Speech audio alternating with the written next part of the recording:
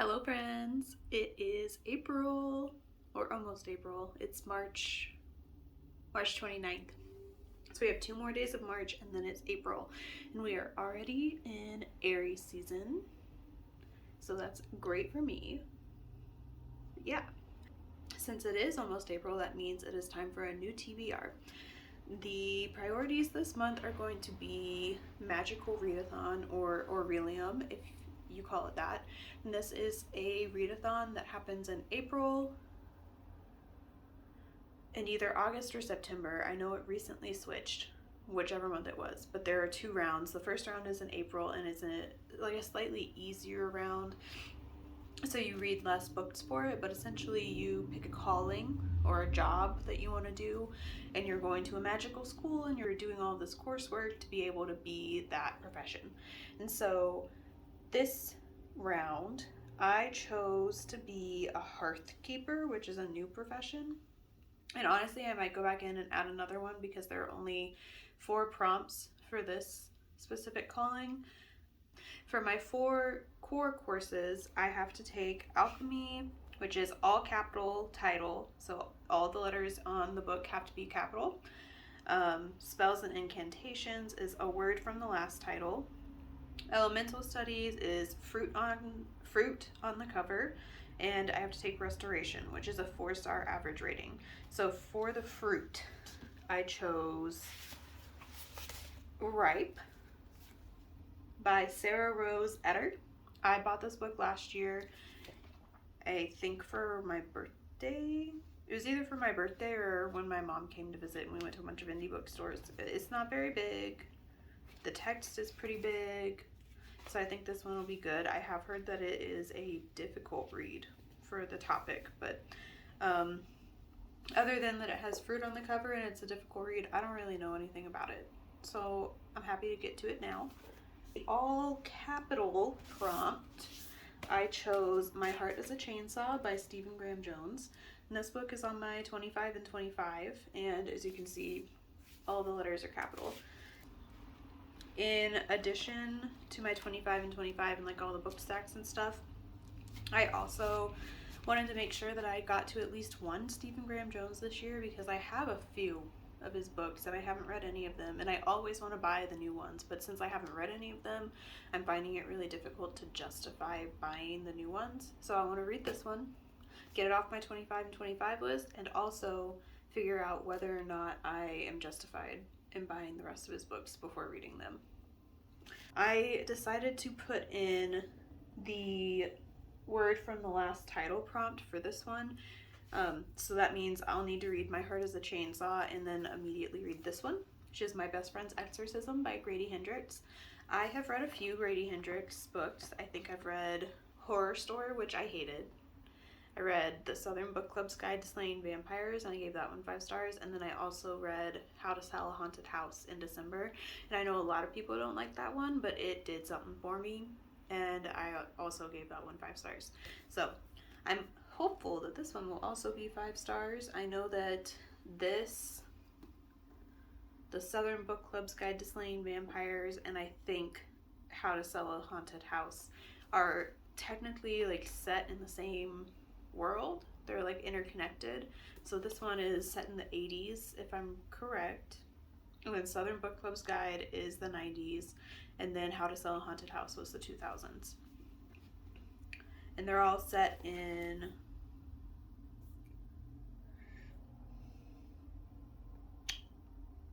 I don't know what city. I think it's somewhere in South Carolina though. So yeah, I'm excited for this one. I've heard good things. Again, the font's not that big. I always breeze through Grady Hendrix, so I'm excited to get to this one, and hopefully I'll have an easy time with it. And then for the last prompt, which was Restoration, a 4-star average rating, I am bringing this one back. This was on my TBR for Romanticathon in February. I didn't get to it, and I also didn't get to it in March. So my mom and I decided that it'll be our buddy read for March, or for April, not for March. And we'll both finally get to it. I really enjoyed the first one, and I also really enjoyed 6 Scorched Roses, which was a novella that is not the same characters, but it's in the same world. I read that one on KU, and then I got the special editions of that and this one from Owl Crate. And I don't remember what people have said about this one. I know that quite a few people aren't enjoying the next one, which is like The Songbird and the Heart of Stone or something, and that's about Misha, who's a character from the series. I can't remember if people were liking this one or not. Hopefully I like it. So I want to do 2 of the side quest things. I want to be a bog cataloger and an apothecary keeper. And for the bog cataloger, I need to either read a book by the water or that has water on the cover. I don't think I'm going to be near water at any point this month, so I went with the latter option. And that is This Summer Will Be Different by Carly Fortune. I actually just bought this, so you don't even know that I have it yet. But I bought it when I went down to Salt Lake to do some stuff, and this one is set on a lake, and I'm choosing to think that this is water. So we're gonna add that to the good old TBR.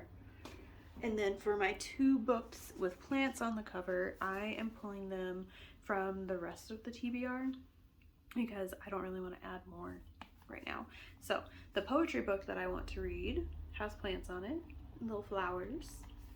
And then An Academy for Liars doesn't necessarily have flowers on it, but it does have like trees. So I'm counting the trees as the plants.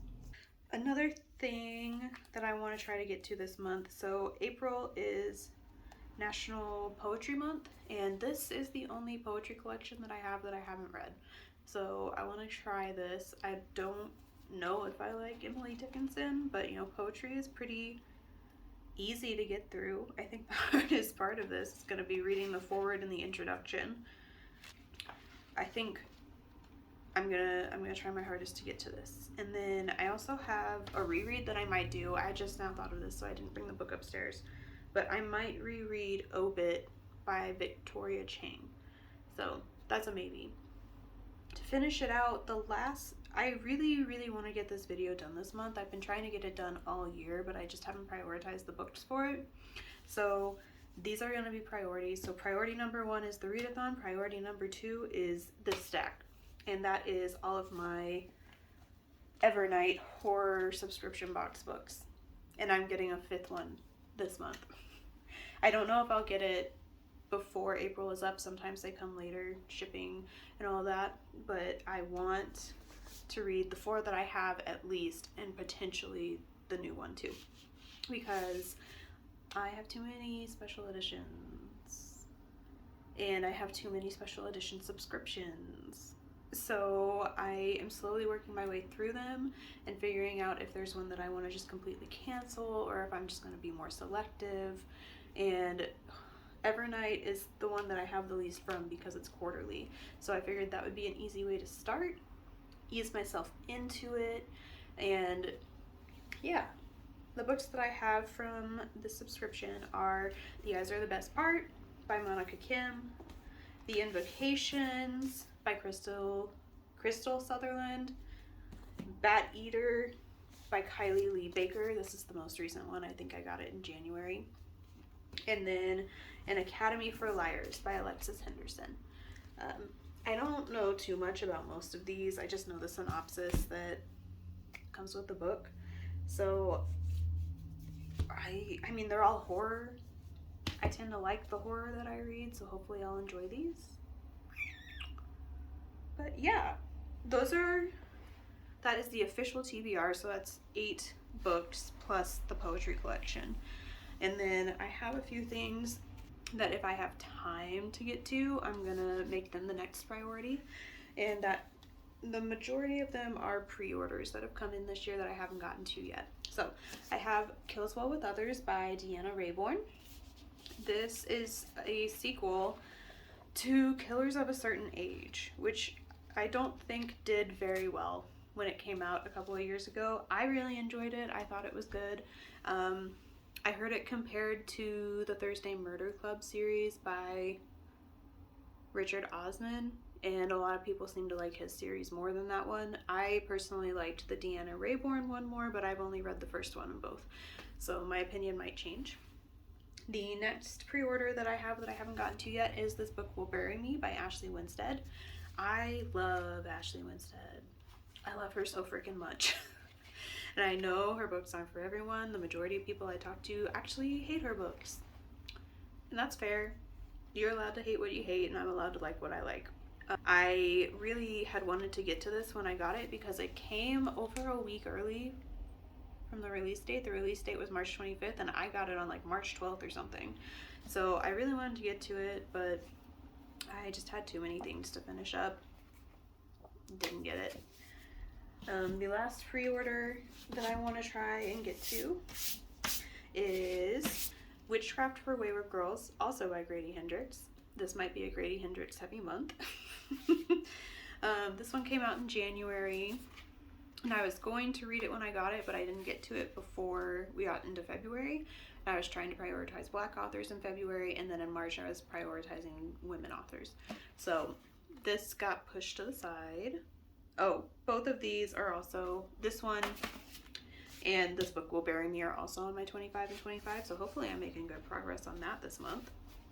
Because I think 5 of the books I have in front of me were on it. That would be an incredible progress update if I manage it. This one, the Witchcraft for Wayward Girls book, is about a home for pregnant women who are not married. And I don't know much about it. Other than that, I don't know that I want to know much more than that, actually, now that I'm thinking about it. I think I just want to be surprised. So, we'll leave it at that. I can tell you some stuff about This Book Will Bury Me, actually, because I did look up the synopsis of this one. It is about a college student who becomes obsessed with true crime. Her dad dies unexpectedly, and she finds a group of people to befriend who are armchair detectives, and they hunt killers from afar. And this book is apparently told in like podcasts. Let me look. I don't know. I guess they're following the deaths of 3 college girls in Delphine, Idaho, which sounds strangely familiar to me because I live in northern Utah, and there was a college town in Idaho a couple of years ago where I think 4 students were murdered in their house at college. So I kind of feel like Ashley Winstead might have been influenced by that story. I don't know where she lives, but it sounded a lot, but it sounded very similar to that case. But the murders turn out to be stranger than anyone expected. Details don't add up. The police are cagey, and there seems to be more media hype and internet theorizing than actual evidence, which was the same with the Idaho case that happened in real life. So Jane is the main character. She and her group of friends get closer to answering everything, and they end up placing themselves in the center of the story. And the book is told 1 year after this case,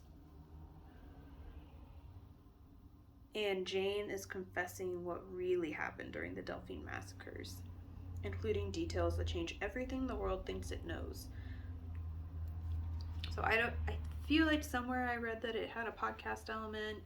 I'm not seeing that right now, so I may be making that up, or I may have read it somewhere else.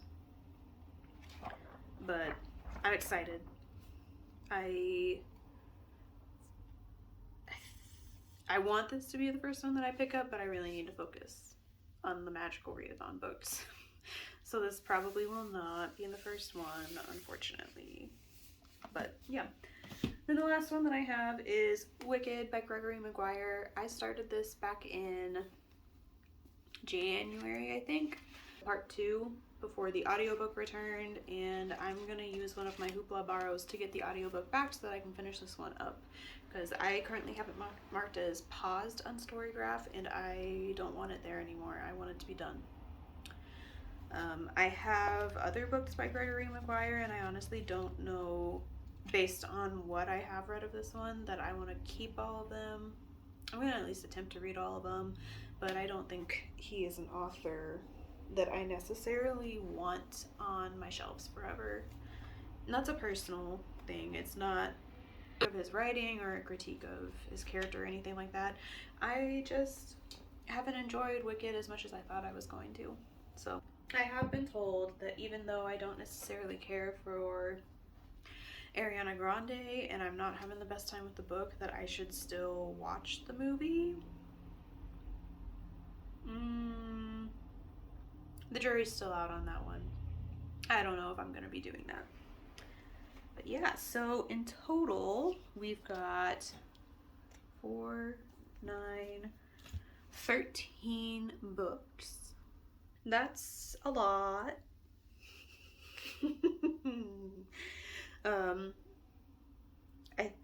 8 of them are definitely yeses. I'm going to get to them, and seeing how I read 15 plus books in March, I think that's definitely doable, especially since some of these are so small or have such big text. But yeah, April is my birthday month. I'm really hoping that these books are great and I have a really good reading month, because this year has been really tough. I mean, my personal life has been really good, but like work and just the general state of things has been really tough. So it'd be nice to ring in spring and celebrate my birthday with a really, really good reading month. So yeah, that's it. Thanks for watching. Hopefully I read these books.